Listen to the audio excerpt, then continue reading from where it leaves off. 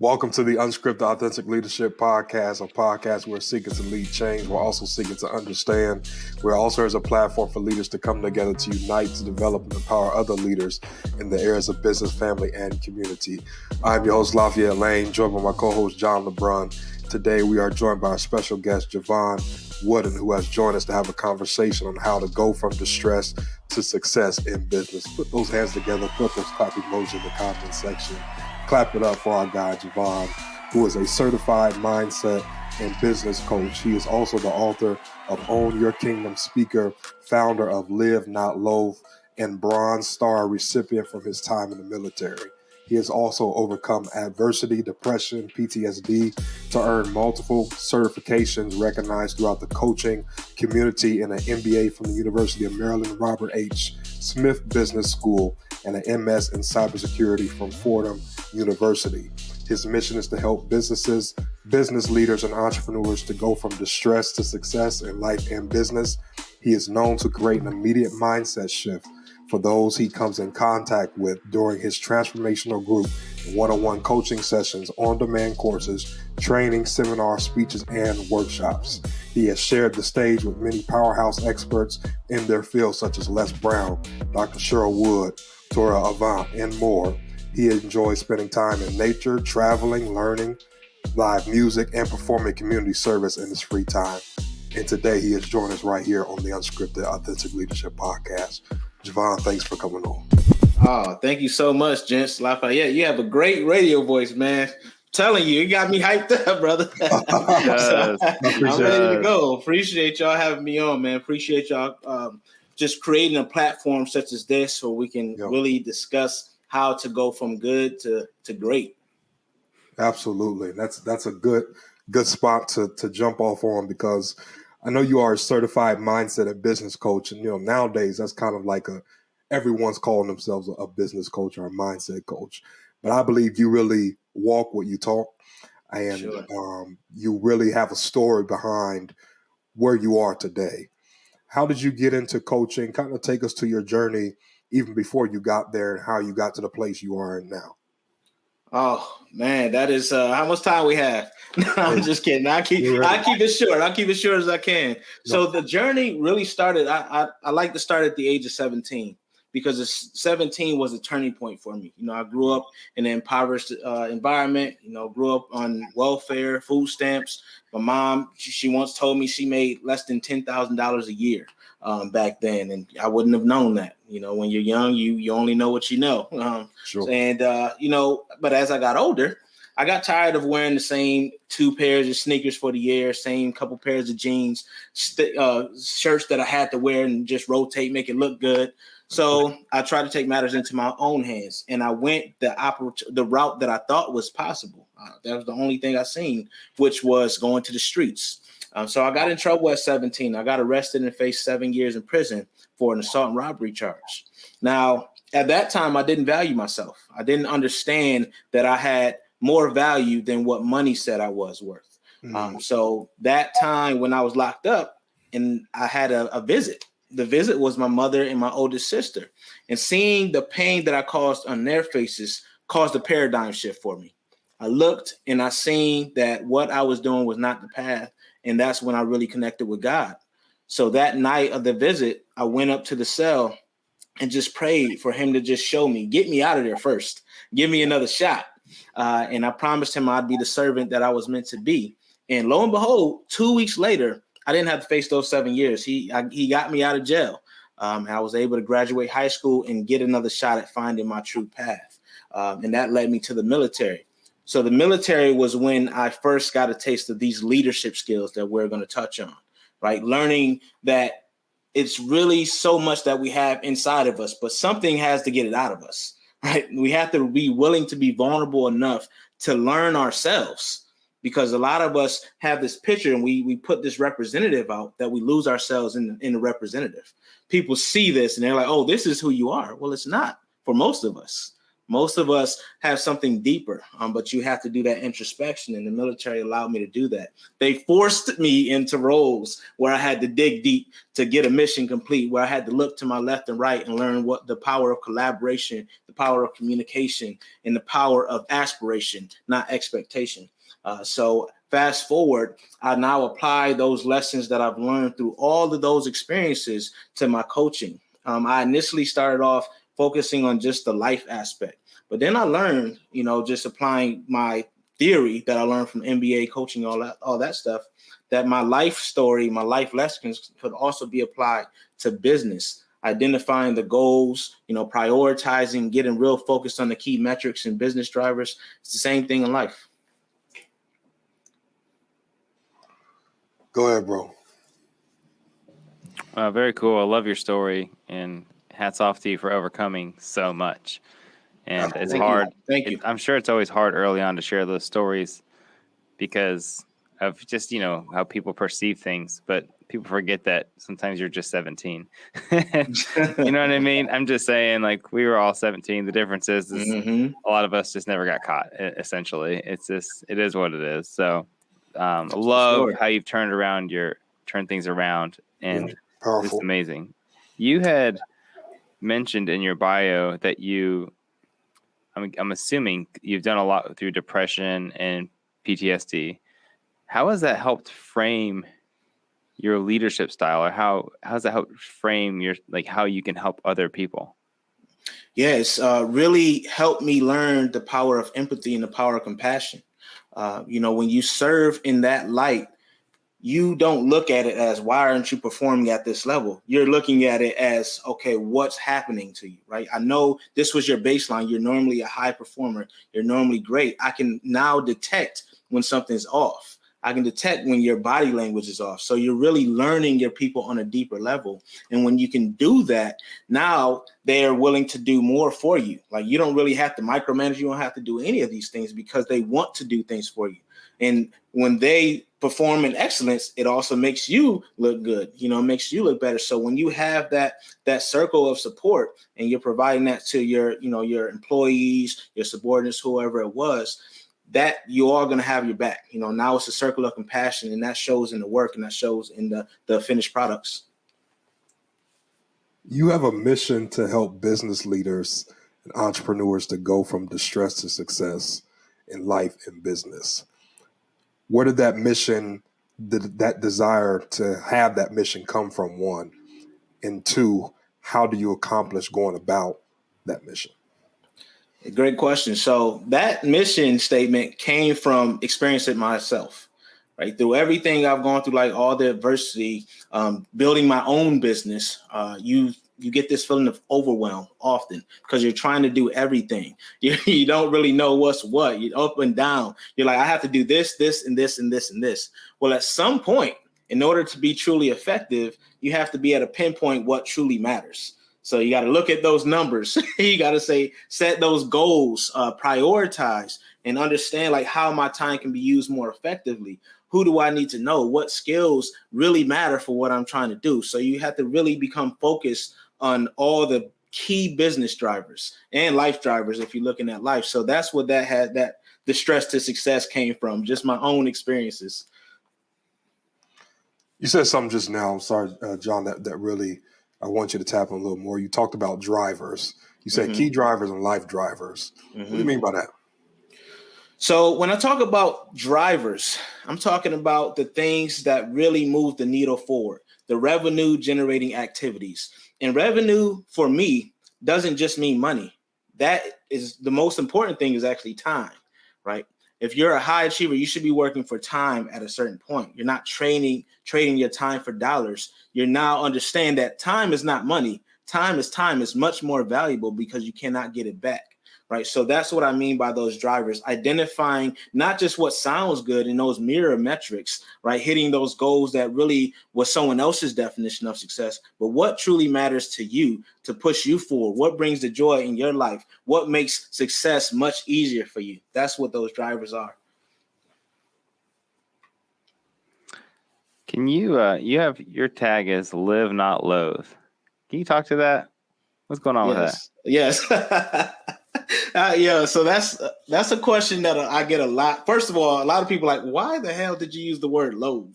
What is loathe? It's People all don't good. know. So I named my company Live Not Loathe because I wanted to represent the transformation. Right, a lot of us, we go through life, we are just not happy. We've lost the joy. As I said before, we don't have our own definition of success. We've lost what our values are, what truly matters. And in today's world, we're inundated with so much information, right? And if you're not careful, you get lost in that. And that energy is transferred, whether you know it or not. Everything you interact with is giving you energy. And if you're looking at negatives, you start to focus on negatives. So you begin to loathe life and loathe yourself. You begin to hate what's going on. So I like to transform that for my clients for them to start living again, for them to understand that they can have agency over their life. They can change and affect what's going on, not just focusing on the outcome, because that is not what you can control. You can control your efforts. So once you understand that, you can begin to take action towards the picture you've painted on what success looks like and what the life you don't need a vacation from really truly means. So then can you give us just an insight on how you can help someone transform like out of that loathe sort of mindset?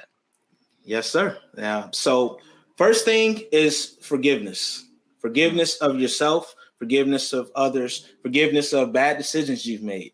As I said, a lot of these things that I'm saying is firsthand knowledge, right? I mentioned earlier that I almost served 7 years in prison because I made a mistake, and that haunted me for a while until I came to the point where I had to forgive myself.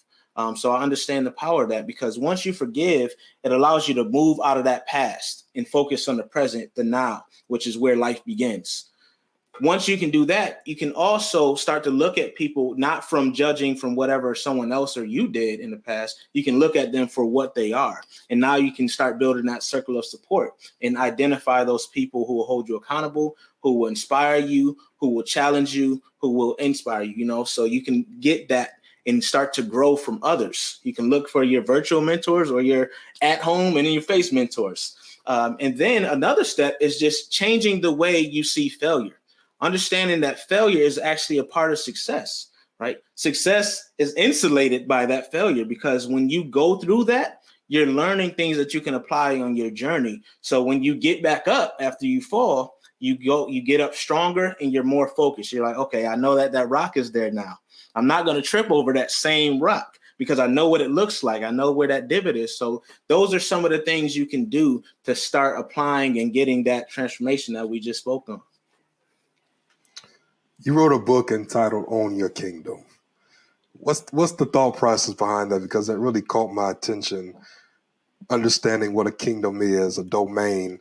To me, when I hear that title, is owning your space, having accountability, being a true leader.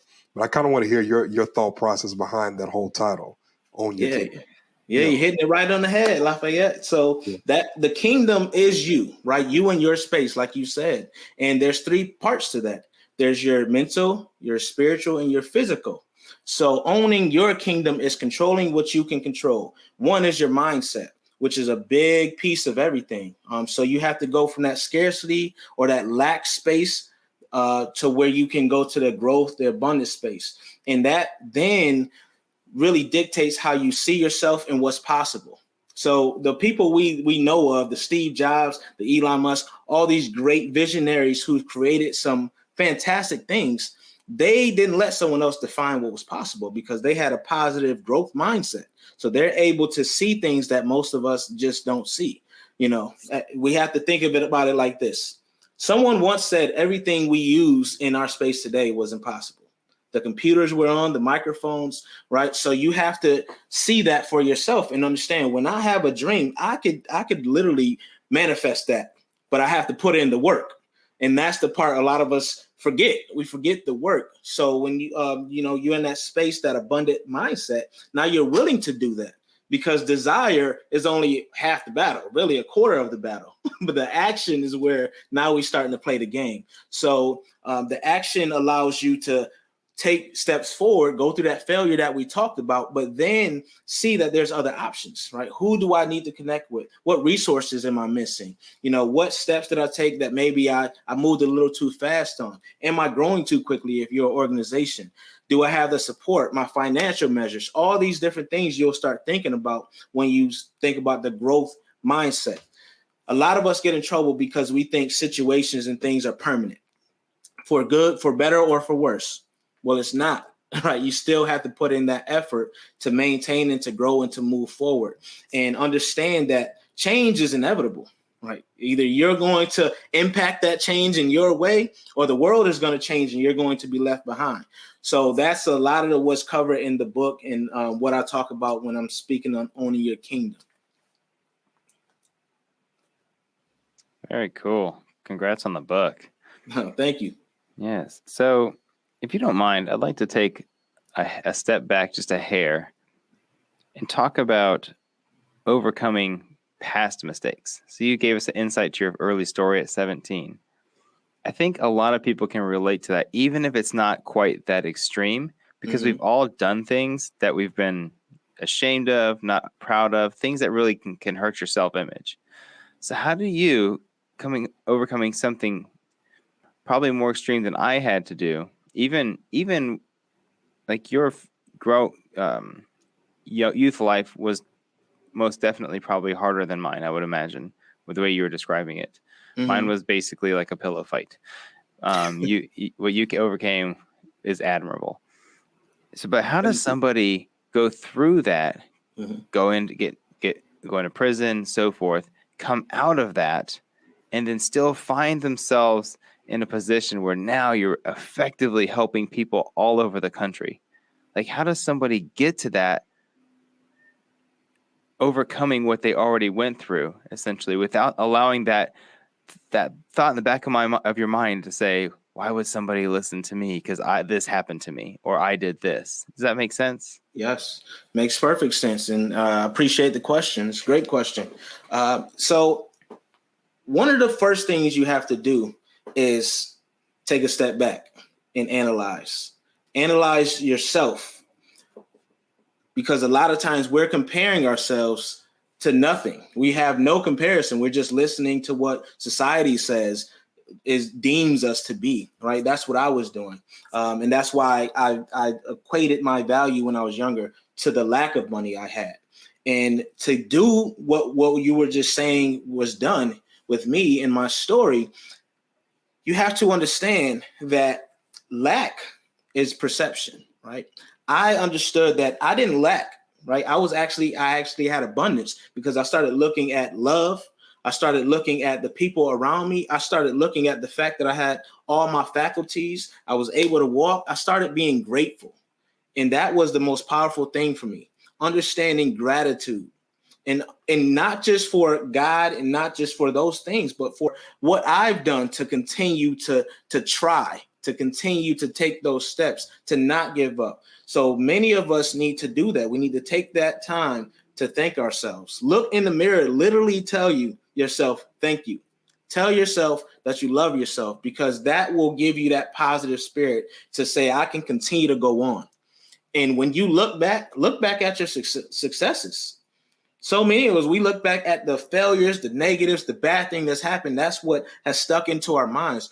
Dig deeper and see what you have done in the times of adversity in your past. And you will see that whatever is in front of you is not as big of a hairy monster as you think it is, right? It is what you've made it to be. So we have to really think about our internal measures, because that's what you're projecting. And that's how I was able to overcome so much, is because I understood the power of being real with myself, not pushing things down, actually coming head on with it, not saying that this is who I am, understanding that it was a part of my life, but it did not define me. It was a defining moment, but I could say who I am based off of that now, right? And we talked about it before, the finality of things. When you diagnose yourself, for instance, PTSD. If I say I'm suffering from PTSD, now I've just said that is permanent. I'm not suffering from PTSD. I am living with it, right? I'm still flourishing.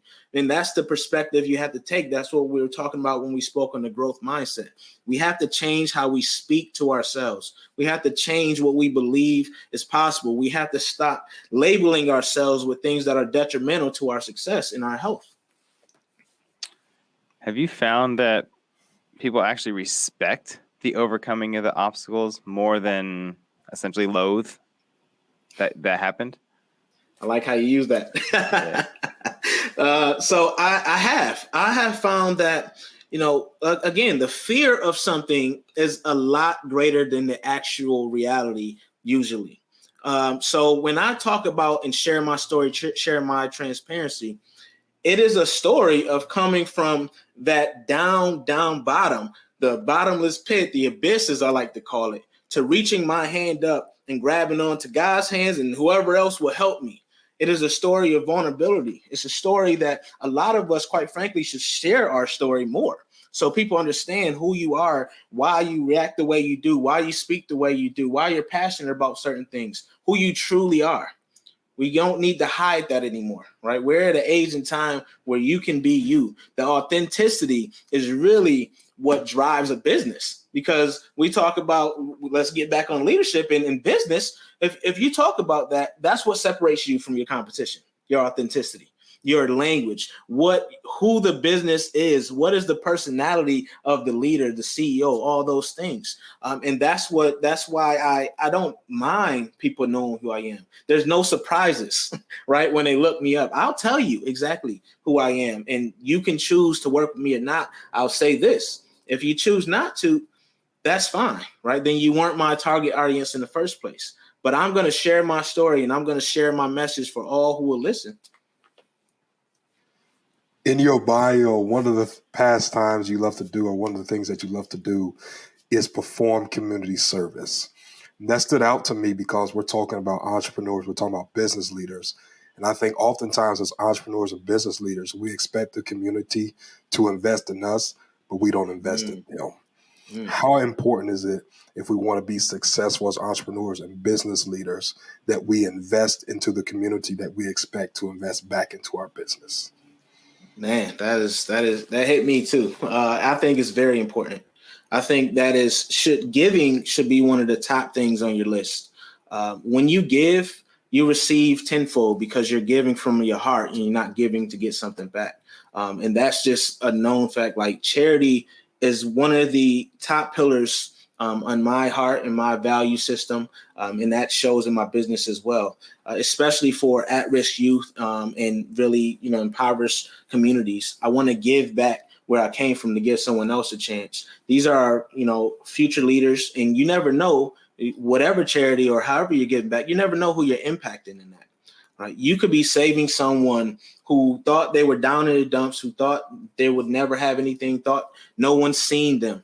And that could be the next person that sparks another thing. So it really just flows downhill. And that's what I believe. I believe that you want to leave a legacy of care, compassion, and love. It's so much more powerful than we think it is. So I think that all businesses should give in their own shape or form. You said that word legacy. I like when people use that word, but when I hear people say that, we've had guests on the podcast before, and I ask them, what does legacy mean to you? When you say legacy, what do you mean by that? For me, legacy is that indelible mark that you leave on this earth. It is what you are remembered for. And me personally, I want my legacy to be one of love and compassion, like I've said a couple times. Right? I want mine to be that, hey, he was willing to give everything just to ensure that the world was better than what he came in, just to ensure that one child didn't have to go through what he did, just to ensure that someone else had a shot to be seen and get their message heard. And that's what legacy means to me. It's about the power of using your platforms and using what God has given you to make sure that you're impacting others, and being selfless instead of selfish. So what's next for Jevon? Like, what's next on your target list? What are you doing these days? How can, are you coaching? Those types of things. Yes, sir. Always coaching. Always coaching. One-on-one groups. I have a few self-paced courses coming out, revamping the site. So next time, by the time people hear this, it might be a completely different website up, and just a lot more speaking engagements. I'm really growing that aspect of the business to just speak more. And there's a couple more books coming out, so stay on the look for that. I have a collaboration book coming out with V. Les Brown and Dr. Cheryl Wood. It's called Dare to Rise Above Mediocrity. Very excited about that. And we'll have a conference for it as well in June. So just looking to get the message out, looking to hone my skills and my craft, and always looking to educate and do that community service for others. I saw you made a post today about Hub. I've never heard of that historically underutilized business. Can you explain what that is? I've never heard. I don't know if that's just for minorities, or can you give us some introspection on that? Sure. That was one of the proud moments for me, man, because a lot of people do not hear about it. And historically underutilized businesses, there has a lot of designations. So you can get certified for if you're disabled. You can get certified if you're a veteran. You can get certified if you're a woman, if you're a minority. There's a lot of different certifications, and there's state certifications, and then you have federal level certifications. So when you do that, anybody could really get on it. It's like 51%. So if you have any of those designations on your ownership, if they have 51%, then you can get those certifications. And it allows you to, your taxes, it can help your tax penalties and stuff like that. And then also certain contracts. So say you want to get a contract with the federal government, state government, certain contracts, they set aside a certain percentage of those for historically underutilized businesses. So it'll allow you to have an even playing field with some of those larger companies that you're going up against. So once you have that certification, it just helps you tremendously, because that one client could be the difference maker in whether your business fails or succeeds. So I recommend anyone to just go on Hub. I think it's hub.gov. Actually, just search Hub, historically underutilized businesses, for their website. Just go on there and see what you qualify for. And they have free training as well on how to do it. It's just really about submitting like a bunch of documentation. I don't believe there's any stipulations for how long you need to be in business. No stipulations on revenue. So you just go on there and they tell you exactly what you need to upload, and you just make it happen. And I have some familiarity with it because I work in the defense a lot, and they are required. The government has a minimum amount of percentage that is required to go towards things like that. So Yes. There's a lot of money out there for businesses who can qualify. Yes. They probably just don't know about it. Yeah, exactly. So I'm glad that you brought that up, because the training for it as well will be key. Instead of, there's a lot of people who sell those types of services, but I recommend you can really do it on your own. You can literally get all the documents that's going to be requested and just do it on your own. Save that money, because as small business owners, every dollar counts, right? Absolutely. That's a great resource. Those that are listening, I pray that you take advantage of that. Jevon, we always wrap up our last segment called Off Script, where we ask our guests to give us one last piece or one last moment that's on your heart and mind, whatever's on your heart that you want to leave our audience with. What I want to leave the audience with is something we touched on a little earlier, is belief. You have to have a strong belief system. And when I'm talking about belief in this sense, I'm not just talking about the higher power. I'm talking about in yourself and what's possible and what you're capable of. Do not discount yourself because you lost the battle before you even started. Make sure you take action. Plan it. If you're afraid, take one step at a time. Set that larger goal and then break it down into smaller milestones, and then just start. You do not need to know exactly how to do things. It's the what first, and the how will come as you take action. There you have it. That's the off-script moment from Jevon Wooden. Listen, stay connected with Jevon. We want you, number one, go out and purchase that book, Own Your Kingdom, wherever you can get your books, I'm assuming. We'll put that link in the show notes. Also, follow Jevon on social media. He has 2 pages there, at jwooden85. And also follow his page, Live Not Loathe. Thanks again, Jevon, for coming on and having this amazing conversation with us on how to go from distress to success in business. Those of you that are listening to this, stay connected with Unscripted. Follow us on all social media platforms at Unscripted Leadership. You can check out our website, unscripted-leadership.com. Become a patron, help support our mission, taking our podcast around the world to develop and empower other leaders in the areas of business, family, and community on patreon.com/unscripted leadership. And of course, you can listen to our podcast wherever you get your podcasts. As always, we pray that you be the leader that God has called you to be. We're here to build bridges and not walls. Bridges connect and walls divide. Until next time, God bless you.